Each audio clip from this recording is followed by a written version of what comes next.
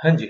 तो जब से आपको पता है कंपनीज एक्ट 2013 आया तब से ये 53 जो सेक्शन है ये बहुत ज्यादा इंपॉर्टेंट हो गया था। मतलब कि पुराने वाले कंपनीज एक्ट के अंदर हम शेयर्स को डिस्काउंट में इशू कर सकते थे, डिस्काउंट का प्रोविजन हुआ करता था। लेकिन जब से ये नया एक्ट आया इसके अंदर आपकी इसके ऊपर क्या आ गई, प्रोहिबिशन आ गई। मतलब कि कोई भी कंपनी डिस्काउंट में शेयर्स इशू नहीं कर सकती और कुछ रेस्ट्रिक्टेड एरिया में कर सकती है। उसके लिए बेसिकली उसको सेक्शन जो आपका 53 है उसको कंप्लाई करना पड़ेगा। इसको मतलब छोड़ के 53 के प्रोविजंस को आप इग्नोर करके आप शेयर्स इशू डिस्काउंट में करना चाहोगे तो वो नहीं माना जाएगा वैलिड, वो हो जाएगा हमारा वॉइड। ठीक है ना। तो बेसिकली सेक्शन 53 क्या बात करता है कि issue of shares at discount के ऊपर की चर्चा है कि कब कब आप कर सकते हो, कब कब नहीं कर सकते, और अगर आप इस सेक्शन की बात नहीं मानोगे तो उसको लेके क्या पेनल्टी प्रोसीजर प्रोविजंस है कंपनीज एक्ट के अंदर, उसके ऊपर पूरी पूरी बात करता है हमारा सेक्शन नंबर 53। तो बेसिकली क्या कहता है कि कोई भी कंपनी पहली बात तो 53 को इग्नोर नहीं कर सकती, उसको इसको कंप्लाई करना ही पड़ेगा, नंबर वन। नंबर टू कि इन जनरल कहा गया कि सेक्शन 53 जो कहता है वो ये कहता है कि भैया कंपनी जो है वो डिस्काउंट में शेयर को इशू कर ही नहीं सकती, पॉसिबल ही नहीं है, accept in case of sweat equity shares. मतलब कि स्वेट इक्विटी शेयर अगर इशू किए जा रहे हैं, जो कि सेक्शन 54 है, जस्ट अगला सेक्शन हमारा आएगा जो कि बात करेगा स्वेट इक्विटी शेयर्स के प्रोविजन के ऊपर। तो कंपनी अगर स्वेट इक्विटी शेयर इशू कर रही है तो वहां वो डिस्काउंट में इशू कर सकती है, लेकिन other than that sweat equity share के अलावा आप डिस्काउंट में शेयर्स को इशू नहीं कर सकते। और अगर इशू करते हो तो वो क्या माना जाएगा, वॉइड। ये बात करता है हमारा सबसेक्शन 2। सबसेक्शन 1 कहता है कि भैया कर ही नहीं सकते, और कर सकते हो तो किसको, स्वेट इक्विटी शेयर्स को। सबसेक्शन 2 कहता है कि अगर आप फिर भी करते हो तो वो आपकी ट्रांजैक्शन क्या मानी जाएगी, वॉइड मानी जाएगी। फिर सबसेक्शन 3 के अंदर एक्सेप्शन आ गया, मतलब एक और पॉइंट आ गया। एक और पॉइंट क्या है कि सपोज करो कि आपका कोई डेट है, कोई आपके क्रेडिटर से कोई उधारी है और उन उधारी वालों को आप चुका नहीं पा रहे हो, और चुकाने की जगह पे आप उसको क्या दे दे रहे हो, शेयर्स दे दे रहे हो। मतलब कि उनके डेट को आपने कन्वर्ट कर दिया, किसके अंदर, शेयर्स के अंदर कन्वर्ट कर दिया। और ये जो किया गया ये एक जनरल सिनेरियो में नहीं गया, कोई रीस्ट्रक्चरिंग प्लान के अंदर किया गया। जैसे कि आपने पढ़ा है इंटरनल रिकंस्ट्रक्शन, वहां पे ऐसा होता है कि क्रेडिटर्स से हम जी पे नहीं कर सकते तो उससे डील किया, हमने कहा जी 1 लाख रुपए क्रेडिटर, आप ऐसा करो 60,000 रुपीज के इक्विटी शेयर्स ले लो और बाकी पैसा भूल जाओ, बाकी माफ कर दो, क्योंकि हमारा इंटरनल रिकंस्ट्रक्शन चल रहा है, हम पे करने की एबिलिटी में नहीं है। तो इस टाइप का कोई भी रीस्ट्रक्चरिंग प्रोसेस हुआ है जो कि किसी भी एक्ट के तहत, अब कुछ आरबीआई एक्ट वगैरह लिखे हुए हैं, जो भी कुछ है, द थिंग इज किसी भी एक्ट के तरीके से अगर आपकी कंपनी का रीस्ट्रक्चरिंग प्रोसेस हो रहा है और उस प्रोसेस के दौरान आपने किसी भी डेट को कन्वर्ट कर दिया अपने इक्विटी शेयर्स के अंदर डिस्काउंट में,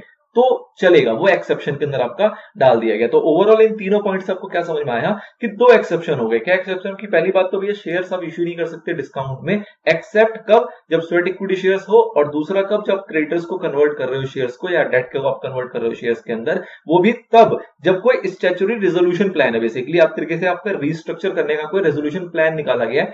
ये इन जनरल तभी होता है जब आपकी कंपनी बहुत कमजोर हो चुकी होती है और उसको रिस्ट्रक्चर किया जाता है, स्ट्रॉन्ग बनाया जाता है। प्रैक्टिकल चैप्टर आपने इसका देखा हुआ है कहां पे, इंटरनल रिकंस्ट्रक्शन के अंदर। तो उससे रिलेट आप करोगे तो आपको समझ पाएगा कि कई बार ऐसी सिचुएशन आती है कि कंपनी डूब रही होती है तो गवर्नमेंट एक प्लान लेके आती है, आरबीआई प्लान लेके आती है, या कोई भी ऐसी रेगुलेटरी बॉडी एक प्लान लेके आती है जिसके तहत उसको रिस्ट्रक्चर किया जाता है, सारी डेट्स एसेट्स वगैरह को रिवैल्यू किया जाता है, रीअसेस किया जाता है, और फिर उसको एक फ्रेश तरीके से स्टार्टअप किया जाता है।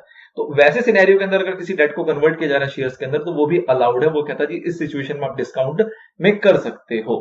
ठीक है। तो ओवरऑल क्या समझ में आया कि 2 एक्सेप्शन हो गए, एक स्वेट इक्विटी शेयर्स का, दूसरा डेट टू शेयर्स वाली कन्वर्जन के अंदर। फिर कहा जाता है कि अगर आपने नहीं मानी ये बात, अगर आपने इसको कंप्लाई नहीं किया तो उसके ऊपर क्या लगेगा आपकी, ऑब्वियसली बात है पेनल प्रोविजन है। पेनल प्रोविजन जो है वो कंपनी और ऑफिसर दोनों में साइमल्टेनियसली है। मतलब कई बार हमने देखा है कि कंपनी पर अलग से फाइन लगता है और जो हमारे ऑफिसर्स इन डिफॉल्ट होते हैं उसके ऊपर फाइन भी लगता है, इंप्रिजनमेंट एंड बोथ का सिनेरियो आता है। बट यहाँ पे ऐसा कुछ नहीं है, यहाँ पे सिंपल सिंपल है कि दोनों के ऊपर कुल मिला के फाइन ही लगेगा, इंप्रिजनमेंट का कोई सवाल नहीं है। फाइन कितना लगेगा, तो बताया गया कि जितना भी आपने पैसा रेज किया, मतलब डिस्काउंट में शेयर इशू करके कितना भी पैसा आप लेके आए, और 5 lakh rupees which ever is lower, जो भी इन दोनों में से छोटा अमाउंट होगा वो तो होगी आपकी पेनल्टी।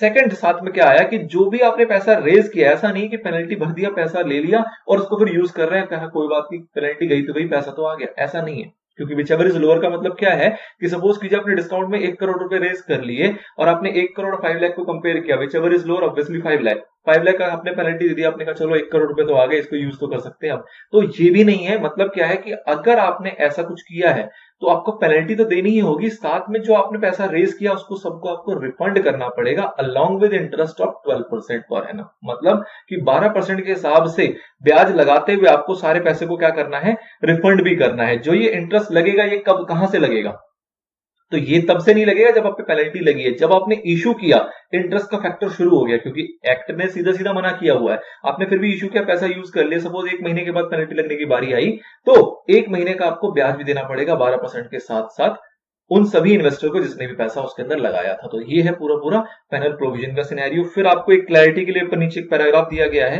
ये पैराग्राफ वही है जो मैं आपको बता चुका हूं कि 53 और 53 जो है वो 52 और 53 जो दोनों सेक्शन हम देखा, ये स्पेसिफिकली बात करता है शेयर्स के ऊपर। कहने का मतलब क्या हुआ कि शेयर्स में क्या कवर हो गया, आपके इक्विटी और प्रेफरेंस। द थिंग इज कि क्या कवर नहीं हुआ, तो डिबेंचर्स। तो यहाँ पे एक कॉमन वर्ड सिक्योरिटीज नहीं है, यहाँ पे एक कॉमन वर्ड है शेयर्स, जो कि सिर्फ रेस्ट्रिक्ट करता है आपके इक्विटी और प्रेफरेंस को ही, डिबेंचर के ऊपर एप्लीकेबल नहीं होता। तो इन शॉर्ट अगर समझे तो डिबेंचर्स को आपका डिस्काउंट में इश्यू किया जा सकता है, कोई दिक्कत उसके अंदर नहीं है। डिबेंचर्स को आप प्रीमियम में भी इशू कर सकते हो, और उसको कहां कहां अप्लाई किया जाएगा उसको लेके भी कोई प्रोविजन की बात यहाँ पे नहीं की जाती सेक्शन 52 और 53 के अंदर। तो this is all about premium and discount. चलिए नेक्स्ट बात करेंगे हम स्वेट इक्विटी शेयर्स का, जो कि हमारा आएगा सेक्शन नंबर 54 के तहत।